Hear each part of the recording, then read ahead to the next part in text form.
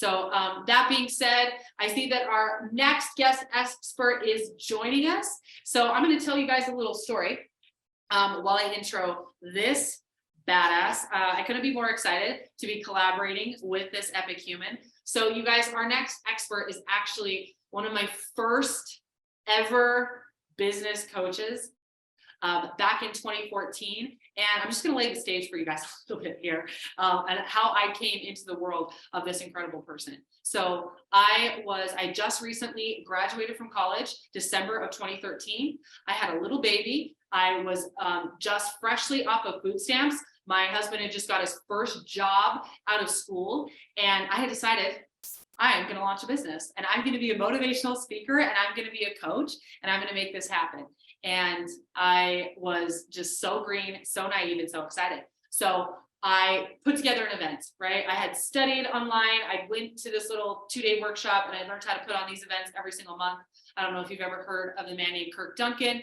He was one of my original inspirations. So I put together this event, and I marketed my brains out. Well, I thought I was marketing my brains out, which really looked like private messaging, a flyer that I had made in Word to all of these Facebook friends that I had searched lived in the area, right? Lived in Boise. So I sent out like 20 or 25 of those. I posted on Facebook, and, I was just expecting, I posted this thing and like, I'm really great and awesome and fun. So people are just going to show up. And I went to my first event, and I had 3 ladies from my church there that were just supporting me, my little friends. And I was thinking, oh, this is such a great first practice. I'll just, do an amazing speech. And it was a lot of fun. It was a 2-hour event. It was a free event.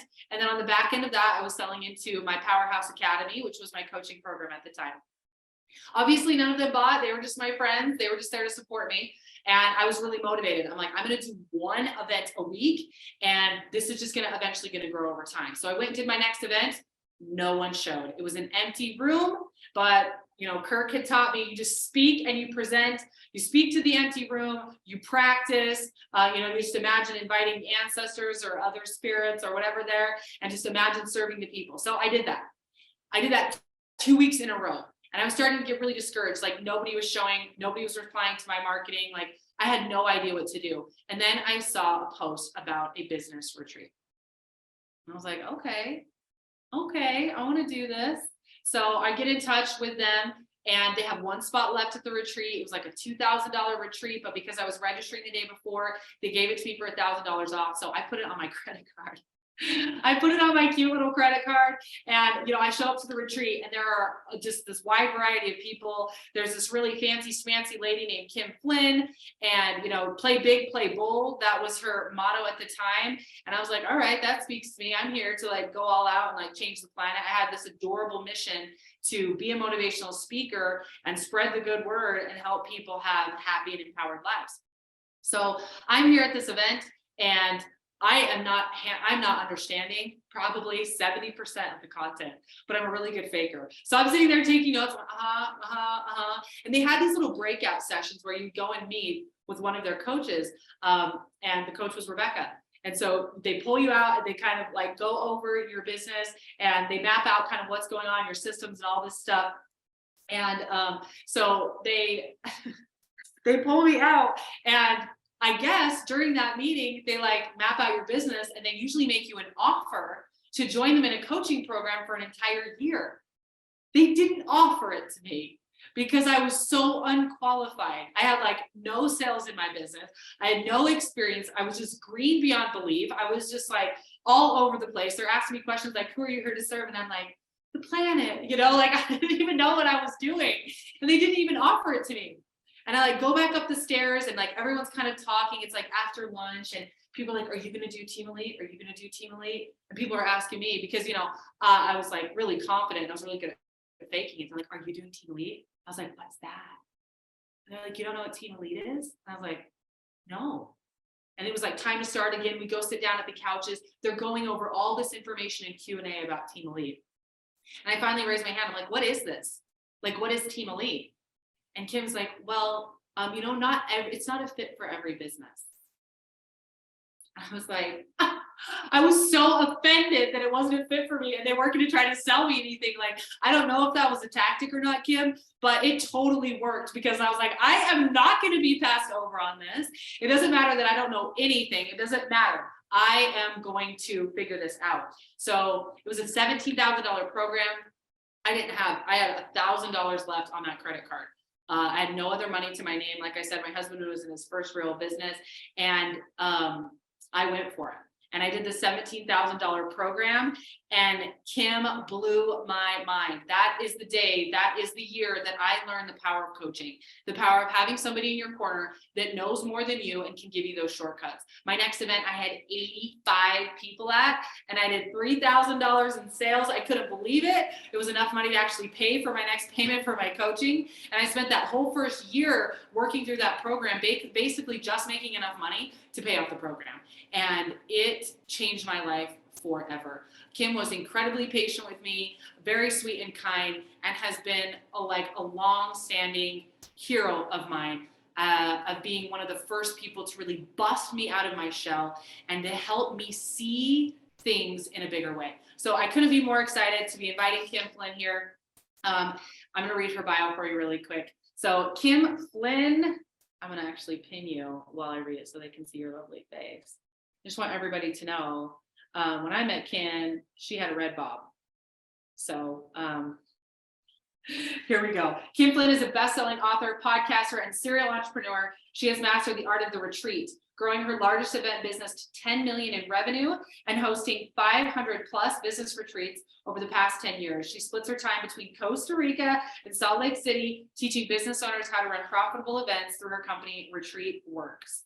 Kim loves her 4 kids, hubby, and spreadsheets, and I can attest to that. She definitely loves her spreadsheet. Welcome, Kim Flynn. Okay, so I'm dying laughing.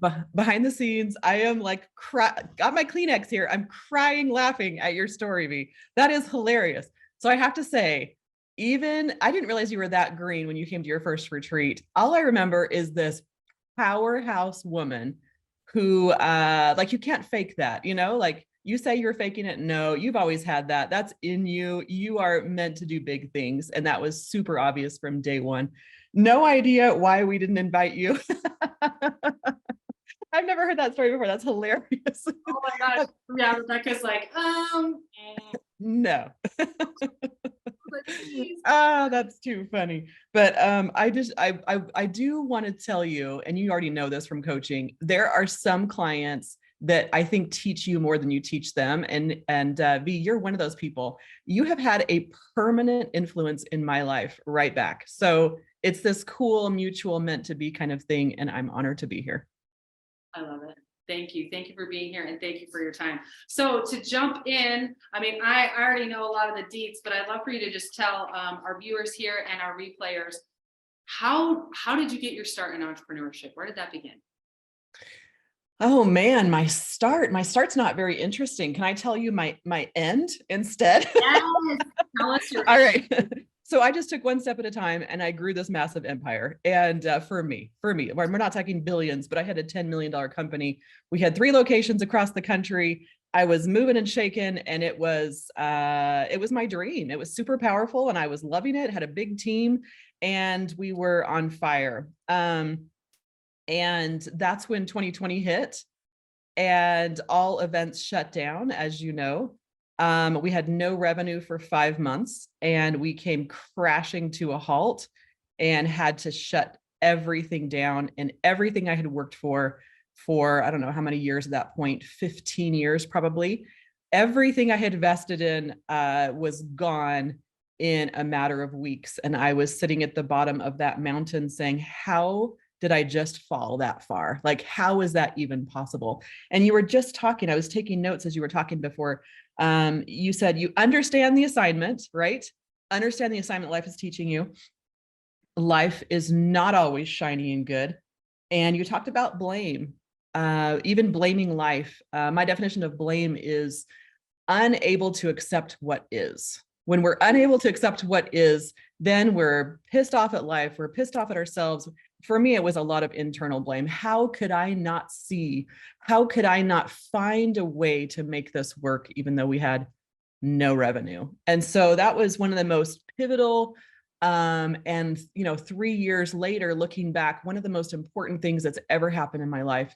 And I'm going to get all choked up and cry and teary here. Usually I'm like a systems and process person. Today, I'm just going to channel my V side. And we're going to talk about what really matters. And we're going to ignore systems and processes if that works for you. So how's that for the first answer of tell me about how you started? I'm like, no, I'll tell you how it ended. So it ended in flames is how it ended. Man, yeah. How did you, or what would you say to somebody who's maybe in that moment right now, Mhm. in that disappointment of things not turning out how they wanted in their business, or they're having to basically start over from scratch, and they're navigating not just the disappointment, but also the Mhm. shame of just, how did I let this happen? How did I not see this coming? Whatever that might be for them. Where can I even start? Oh man, I wish I could go back and talk to myself. 2020 shut down on the couch, crying on the couch for like 6 weeks, totally depressed, for a lot longer than 6 weeks, but the intense like crying stage was just miserable. And I read a book that I really appreciated, and it was what's the name of it? It's Dark Nights of the Soul, and it talked about just leaning in to that dark night, not trying to fight it. And so I was like, and V, you know me well enough to know how I did this. I was like, okay, I'm leaning in. I give myself 6 weeks and then I'll be all done. And then we'll be chop, chop, we'll move on to the next. And so what that looked like for me was like, okay, I'm going to lean in, I'm going to cry it out, I'm going to get rid of this process, and then we're going to move on and we're going to start a new business. And so I launched just a wee bit too early. 6 weeks later, V, I launched my next business. And I was like, yep, this is it. And because I was operating, and I want to talk a lot about this actually, I was operating from a place of ego. And not ego in like, oh, bad ego, but truly that voice in your head that tries to protect you from all hurts. That's my version of ego. And that ego person was like, okay, you're not a failure here. Let's just pump you up. You're not a failure. You just need to recreate this instantly. That's right. You didn't really fall off the mountain. You just thought you fell off the mountain. We need to climb the mountain immediately. And so I was like, okay, we're going to hire a team. We're going to invest all this money. We're going to go for it. And it was just totally not my lane. And oh man, if I could sit down and talk with myself, I would say, okay, you're launching a little bit early. And did I have friends tell me this? Yes. Did I listen? No. I was like, no, this is inspired. This is inspired. This is my next path. So, but really, I wish I could go back and say, this is going to take longer than 6 weeks. Just lean into it and freaking trust life. That's the big one for me. Like trust that this is, and I love your little quote, understand the assignment. Understand the assignment. You fell off that mountain for a reason, and it wasn't to reclimb the same mountain. Like you need to do something differently. There's something bigger that you're going to learn here besides, oh, resilience, or, oh, I just get to work hard again. I already knew resilience. I already knew work hard. There were some new lessons that life needed to teach me, but I had to spin my wheels for a little bit at first. I already knew resilience. I already knew work hard. Ooh, that's really good. It's like we go to the same tools, right? Where life presents us a new lesson and we're like, well, I know how to use that tool. I'm just going to keep using that tool. And life is like, there's some different things that you need to learn. Oh, that's so good. Already knew hard work. Ooh, yeah. Yeah, I'm just really sitting with the awareness or that feeling of, I mean, how many employees did you have at the time? We had about 35 full-time employees and their team of 20-25, so of contractors. So about a team of 60. Right. And that's a day when you tell them, I'm so sorry. There's no more job for you. That's an intense day. Right. Yeah. Right. I just can imagine that. As a leader and someone, I mean, I have 3 employees, right? So nothing near that, but I'm just imagining that feeling of the world's crashing and burning. It's 2020. So many people are in fear of survival, livelihood, and all of that. And everyone is looking to me to have the answer, to figure this out, to pivot, to basically essentially be a super producer and provide not just for me and my family, but also for all of them. And that the feeling of the pressure and just the letdown of like, I'm sorry, guys, Mhm. like there's no more. So that's a lot to navigate. And 6 weeks on the couch. Yeah, I'm imagining you like with a spreadsheet. Day Okay, one, first, I will all cry. Day two, I will continue crying for 2 hours. check that box. Yeah, that's really beautiful. Yeah. So what would you say, like you already know resilience, you already know Mhm. hard work. What was life wanting to teach you through this? Oh boy, this is when I just start bawling, V. Let's start with a word that you said a few minutes ago, which is leadership. Um, and I know it's one of the like main themes of this conference you're putting on is leadership. My definition of leadership has radically shifted. And again, this is so fresh and so new, it still brings tears. My old vision of leadership. Okay, so here's the trick I do. I think of whenever I'm experiencing something like emotion, I'm panicking, I'm freaking out, I'm feeling sad. I channel this person in my head, and do you know her name is it Edith or it's an E. Her name is just E. Edna. It's Edna from Incredibles. I Yeah. imagine this like big white room like you see in a movie, 2 stools. I'm sitting on one of the stools. Miss Edna is sitting on the other stool with her little bob and her little short body. And she's all feisty, right? That's my ego, V. And so whenever I'm like upset or something, I go to that internal mental space for a second. I seriously probably do this 10 times a day. And I watch what she's doing. And she's like angry and like kicking the stool or freaking out, or she's like just running around in like a panic, or she's sobbing on the floor, and I let her like have her experience. And then I sit in the other stool and I wait for her to calm down, and I, send her lots of love and allow her to freak out. But that helps me really realize, when am I in real leadership, which is listening to the me within, and when am I in ego, letting Edna rule? And so every time a business decision, and this is what I wish I had known pre-collapse and what I've learned after, I frequently let Edna lead my company. She led the company. She was like, "Oh, we're going to go high, places, and we're going to conquer the world, and we're going to do this, and we're going to do that." That's ego leading. That's not who you are. Now, I'm not saying don't do big things, for sure not, but watch where you're coming from. I wish I could go back and say, watch where you're coming from every single time I say something that is supposed to impress someone or wanting to impress someone, or every time I do something, not because it's better for me or my life or my family, but because it will grow the business, which will make me look better to Edna. That's coming from a place of ego. You can call that ego, you can call that smaller self, you can call that inner child. For me, it's that just image of this woman who has the best of intentions, right? She wants to do big things, and she wants to go big places, and she wants to protect and defend me. And it just gets out of alignment when she is ruling your life and she is growing your business. And I can see, looking back, climbing that mountain, V, I would have sacrificed my left arm if I could have been promised that that would help me grow my business. I was like, come hell or high water, this business will grow. And I'm willing to sacrifice myself. I'm willing to sacrifice my peace, my ease, my comfort, my joy. I will sacrifice everything to grow this business. And that's when you know that Edna's in charge. So Yeah, you're really speaking to me right now. Big time. I feel like this is probably divine intervention for me, because I feel like I'm in a very powerful moment in my business Mhm. where I am having the opportunity to make some choices. And it's not just about the strategy. It's not about that.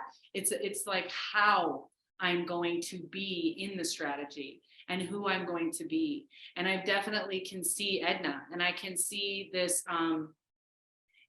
like justification almost, that like, but Edna's strong, and Edna's sharp, and Edna's fast, and Edna's efficient, and Edna's about results. And so, let Edna rule. And when, for me, the way that shows up is I keep hearing this really annoying quote that's like, go slow to go fast, I'm like, shut up. That's annoying. But there's some truth in that where I can see this like quick to, I'm wanting to be efficient. So I'm like, okay, this person in this position is not being efficient. Meh, and there's this balance there that I believe is like the epitome of leadership, where it's the masculine and the feminine. It's the yes and the no. It's allowing like there's just opportunity for me to, I can just see where I swing the pendulum too far in cutting people out too quick because I'm justifying it because I'm on a mission and I'm growing this thing. And there's opportunity for more balance or a pause or even feedback so that I could actually be a better employer or a better leader or a better delegator versus kind of protecting the ego that's like, well, I told you what to do and you're not doing it. So bye. Versus like, am I following up? Am I following through? How am I delegating? Where are these tasks being managed? Is there accountability? Like, but it's all this like posturing to protect the way I'm looking. Woo! Start to sweat a little bit. There's the key phrase there, posturing to protect. That's it right there. That is Edna. And so when you see that come out, you just go in, well, I go into that big white room and I sit next to her and I let her freak out. And then I wait for her to calm down. And then we just look at the stars together. and that's when you're back into yourself. You're leading from actual leadership. And that requires, and this is the other thing I learned. So first of all, number one, truly, madly, deeply trust yourself. Not Edna, but trust yourself. You really do know what's best. You really do know how to grow your business. Like, So truly, madly, deeply trust. Understand the difference between you and Edna, you and ego. And number two, you have to clear out all of the noise. Like, the antenna is rusty, right? We have so much going on in our lives, crazy schedules, crazy task lists, doing things just for the sake of doing them, doing things just for the sake of being busy and feeling like you've accomplished something. That's Edna running the show. We have too much on our schedules. We've got too many tasks. We've got too many responsibilities. Every time you add something, it's weighing on you. Oh, I haven't done that yet. Oh, I need to do that. I need to take care of that. Every new project that we launch, we're just weighing ourselves down with this. There's so much. There are relationships that everyone here probably needs to clear out of your life. Friendships that are no longer putting you in a good place. Relationships. So there's a lot of clearing that gets to be done so that you can be in this go slow to go fast space, right? Right now we're going fast to go slow, which is the opposite. We're just managing so much, and you don't realize that until, well, first of all, you take yourself out of it, or life pushes you off the mountain and you're like, okay, so maybe there's something different here. So my version of that, and I would never have thought that I could do this, y'all. So the people listening are like, oh, I could never do that. Yeah, I felt this. I went to Costa Rica with one of my daughters for 2 months and completely unplugged. And it was the most beautiful experience, pivotal experience. And I would highly recommend that. I came back from that saying, as a mom, I wish I had taken a week for myself, by myself, gone anywhere I wanted to for an entire week every single year, to restore, to connect to that leadership inside, without agenda, just time alone for yourself. Wow, I love that advice. One of the coaches that I'm working with right now, she has a non-negotiable 1 week every month where she does not work. It's flex week, no working, and she does not work Saturdays or Sundays. Another gal that we interviewed yesterday, she's got a hard rule. She does not work Fridays, Saturdays, or Sundays. Those are her flex days, so that she can get out of the business, out of her mind, out of the busyness, out of the doingness, and just reconnect. And that's speaking to me. That's really speaking to me, you guys. Success leaves clues. And, we don't just want success in a monetary or external, elevated way. We want true deep success, fulfillment. That's not just, oh, I've created a cool business and I'm making money. It's like, okay, now what? If you're just, chasing money and chasing accolades, it's going to become pretty hollow at some point. There gets to be, you get to take all of you with you in that journey. So that's just beautiful. I'm loving that. So clear out the noise. How do we, imagine you, right? Which is actually kind of like, I'm like a 1% of Kim Flynn 5 years Whatever. ago. Okay. You are 100% V. So imagine you're talking to yourself and you're just in that go mode. Go, go, go. I give my left arm. I'm all in, it's here for this. It's here for that. Where would you even start with clearing out the noise and the tasks and the responsibilities? Because it seems like every time I try to do that, it's like, oh, there's another one. Oh, there's another one. So I'll give you two answers for this. One, the answer that is logical and sequential. And then the second answer is the answer that you don't want to hear. So the logical sequential is make a list of everything you do. And okay. I actually did this on Post-it notes, on little tiny Post-it notes. I put every single task that I did. And at the time I was managing my building that we hadn't sold yet. And I freaking hated that building. It was a reminder of the business that crashed. And I was meeting with all these tenants and they were always complaining. And it was just like, blah, so everything I wrote down, I listed for that building, I hated. Every single task. So that's your first job. Write down all the tasks that you do. I liked them on Post-it notes. And then I organized them according to, I hate this, it depletes me. I'm okay, kind of a neutral position, or this actually fills me up. This builds me. And I realized, yeah, I actually hate everything I do. So that's one little hint. Yeah. Like, oh, this is post collapse, right? This is post collapse of the business. And I wanted to, here's Edna in charge again. I wanted to hold on to the building. We had a big commercial building because it was a signifier that I was still successful. I'm still successful, right? I have this giant building. I'm still successful. I own property. And then you look at the tasks involved with it and you're like, oh yeah, this is completely depleting me. And so that's what I did. Let's see. What was your question again? Because I can't remember my second answer. My second answer was what your second answer is the one I don't want to hear. So my question was, what would you tell yourself to get rid of some of the noise? Okay. So this is what I would tell myself. There is nothing I could have said to myself that would have made a difference. Wah, wah. I was so ingrained. You don't want to hear that.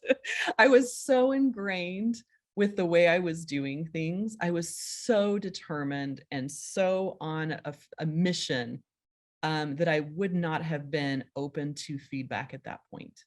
And this is when we just get to embrace life and trust life that she is in charge, that when she's ready to say, hey, let's learn a different path, that she will lead you on that path. Like that's how confident you can be in both yourself and your ability to listen and life's ability to stop you when you're not.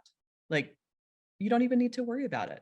Truly, madly, deeply trusting yourself and trusting life. Right. I'll get smacked down on my face is what you're saying. And if you do, it'll be the best thing that ever happened to you. Wow. This is like Yoda Kim right now. I like it. Nice and hot. Okay. Yeah, that's super, super wise and reserved, where it's kind of like, yeah, I'm seeing like the turtle from Kung Fu Panda, that's just really wise. Is it a turtle? Yeah. I'm unfamiliar. That's okay though. Oh, yeah. So just this, right. It's just like this beautiful acceptance of all things, the shiny and the shitty, because the shitty is actually shiny. Yes. Because it's what you're actually needing. It's what you're calling in, and it's your next step. So it's like, no matter what's to come or what's to happen, it will be perfect. And it'll eventually lead me exactly where it is that I'm needing to be. Even if I have to go through the pain to get there. You got it. You got it. If I'm ready to hear the lesson, the pain side of that in this particular thing, I can understand the assignment and clear my schedule and create more space to manage Edna. Or I can continue as I am, which is also okay, and experience my, smackdown moment with love from life and pick up the pieces. So, wow, that's super, super zen. I love that. here's the coolest thing that happens from my humble experience of my life. But I do think this is a general trend. I have certainly read enough books that say this is the trend. When you have your come to Jesus moment, when you realize that Edna's running the show and you start paying attention to yourself, to true leadership instead of Edna, bless her heart, then you start clearing out your schedule of all the junk that's just stuffed into your life to try to protect you from pain that Edna has put there. Bless you, Edna. I still live in this tangent here. I still live in this giant house. Everyone, like all my life, I was like, oh, I want to have like bigger and better and more fancy. And it kept getting bigger and bigger and bigger, right? And I want to have the right car and the right job and the right house and the right image and the right clothes. And you start building, building, building. That's all Edna. And then it all comes crashing down. And I honestly feel I'm staying in this house because my family's comfortable here and it's what's best for my husband and my children, my kids. I wish I could just dump it all and live in a really easy to manage small place. That would be beautiful to me. Like you dump the stuff too, right? Like if Edna no longer needs to prove herself that she lives in a schmancy house, there's no need for the schmancy house. Like we can just clear so much out of our lives. Anyway, I wish one day, I will be able to live in a condo. That's my goal. Life goals. I'll be able to live in a condo. How things have changed, right? But anyway, once you do, again, recognizing where true leadership comes from, clearing out the space, then the magical thing happens. And this happened to me when I was in Costa Rica. So here's the magical thing. Because you're in this space of actually listening and intuition and taking all this inspired action, you will start to see these huge serendipitous moments show up for you in magnificent ways, like better than your wildest dreams ways. So here's my scenario.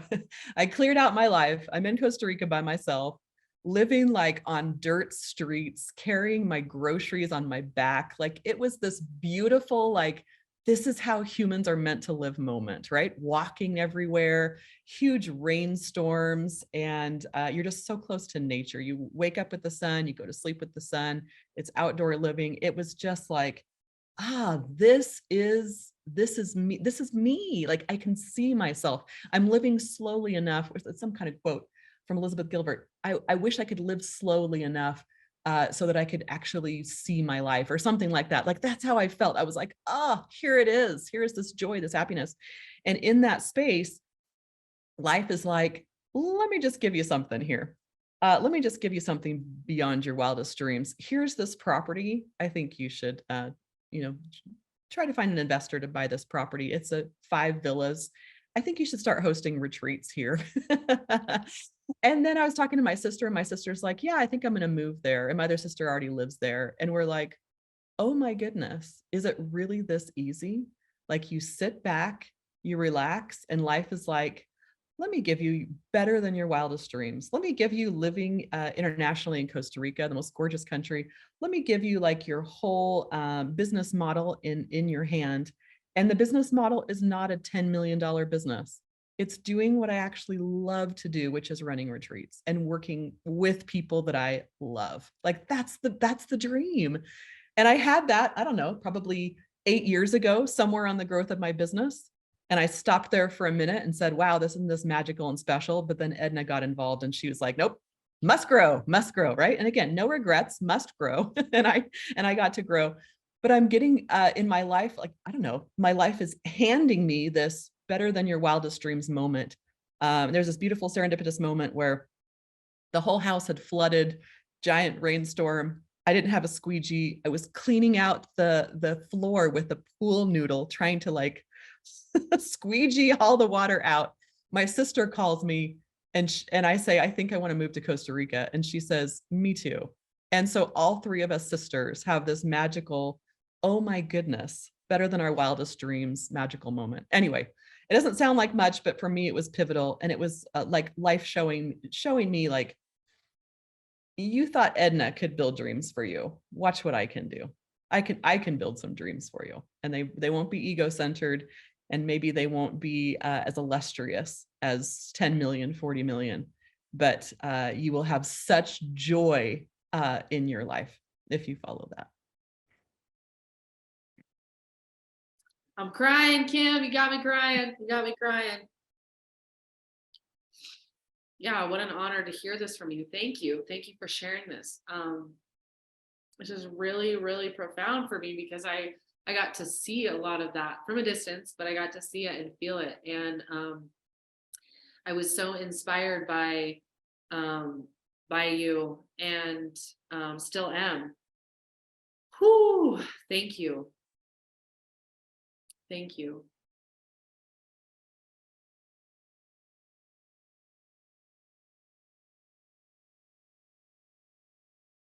Yeah, I guess I'm a little bit speechless. You rendered me speechless. I'm just allowing what you just shared to sink in. And I think this is something as entrepreneurs we can, we can kind of struggle with. I've been talking a lot about, in the work I do, we run a little healing center, retreat center here. And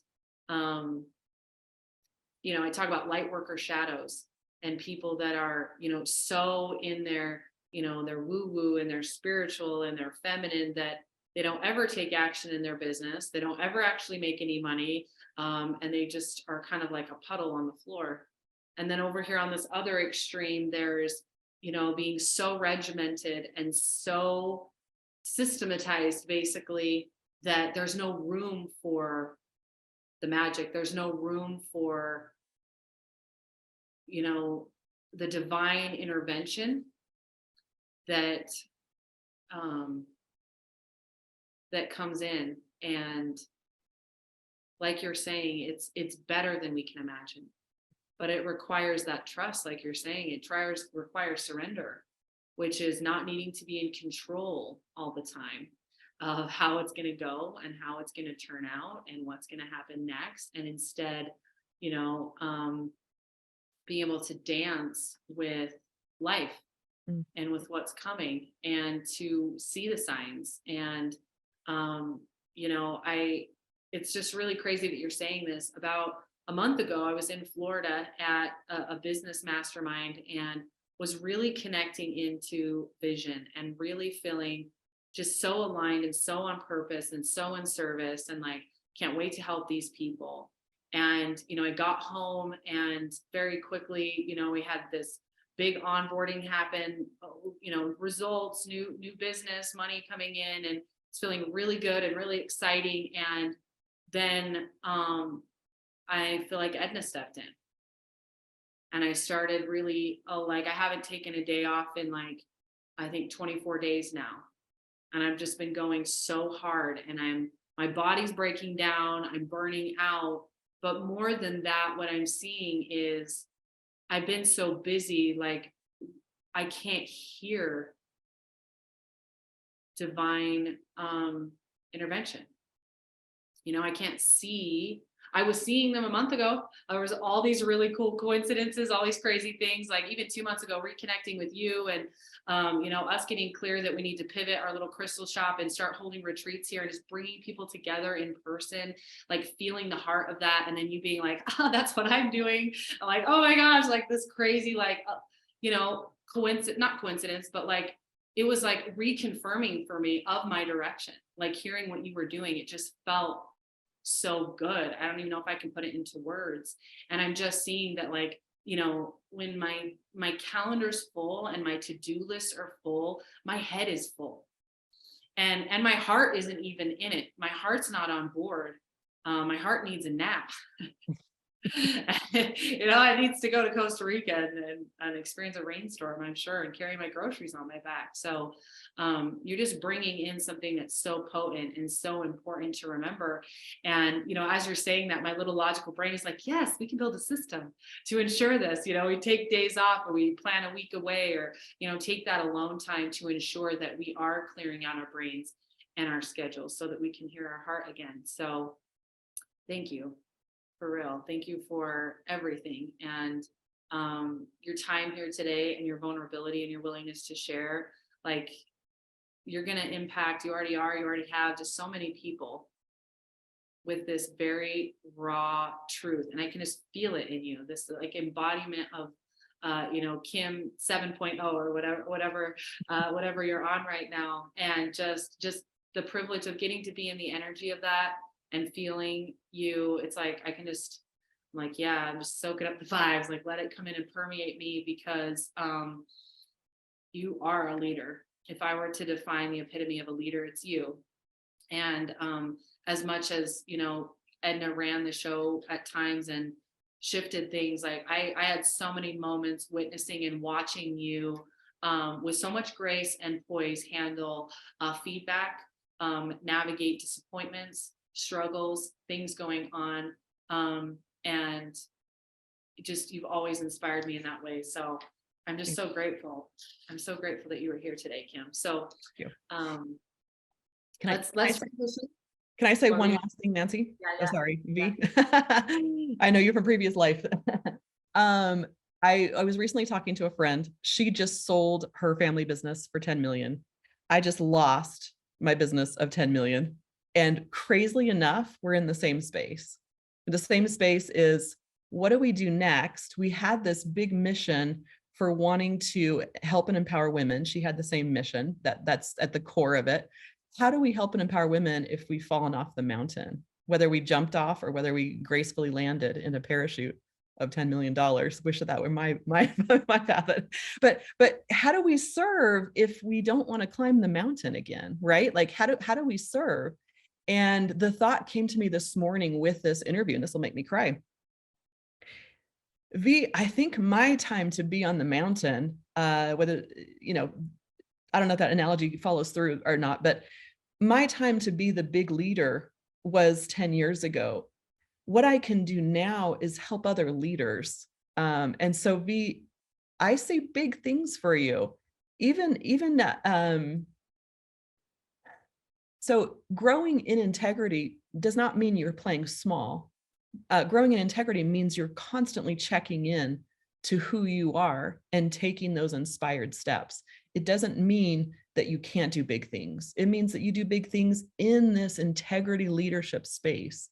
And so if I can teach you and future leaders how to come from that space and grow as big as you want to grow, that's a beautiful thing. That can be my next legacy. So it doesn't need to be me. I'm kind of passing the torch. Oh, I love that. I love that. Thank you. All right. Well, let's tell everybody what you have for them. You are doing a retreat webinar. Is that right? Can you tell us a little bit about that? I am, yes. So yeah. So I'm doing a webinar.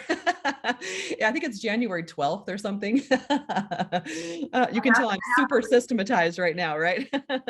But we have our first retreat in May. I'm working with people who have wellness businesses. They're already up and running business, or coaches, and we're teaching them how to pivot their business from coaching, doing this all day long, to doing it in a retreat setting, which is my specialty and what I absolutely love. So it's going to be a 5-day event. Our first event is in May in Costa Rica.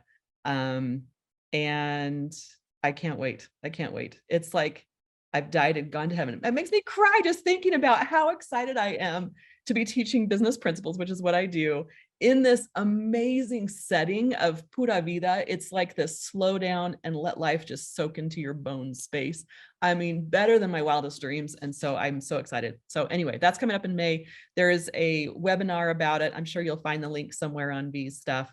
Find the links and join us on the webinar, and you can learn all about it. Yeah, we'll get that posted. You guys, for those of you who are coaches, that's a lot of our audience. Definitely want to be on that webinar. You're going to learn a lot. It's going to benefit you massively. Everything that Kim puts together, as you've seen just from our short time here in this interview, is just packed with value and service. So she's very generous with her energy and with her insight and her wisdom. So you will not be disappointed. I will be getting that link over to all of you guys, and Costa Rica in May. Let's do it. Let's do it. Okay. Any last minute words for our viewers, Kim? I'm going to quote the lovely V. Understand the assignment. Life is not always shiny and good, and blame is the inability to accept what is. I'm just quoting you. Yeah. Awesome. Well, thank you for your time today, Kim. We'll be in touch.